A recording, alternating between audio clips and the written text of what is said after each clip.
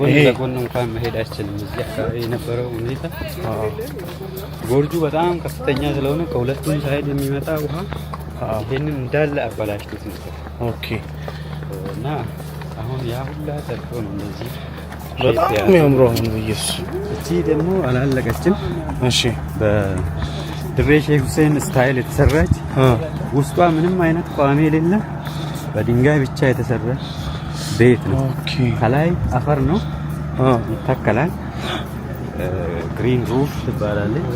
ምንም እዚህ አካባቢ ሙቀታማ ስለሆነ ሙቀት አይኖራትም ማለት ነው።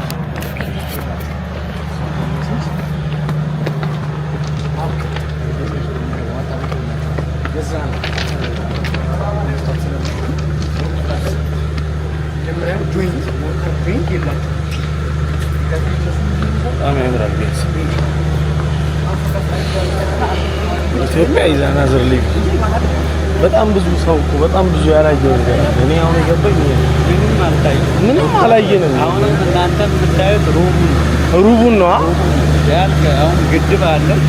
ይሄ ግድብ አለ።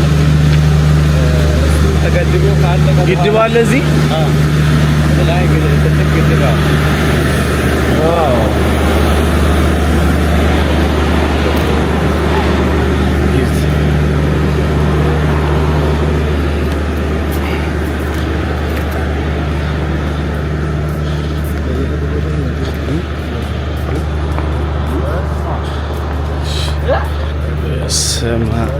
ዩት ጋይስ እዛ ጋር ወንዝ አለ።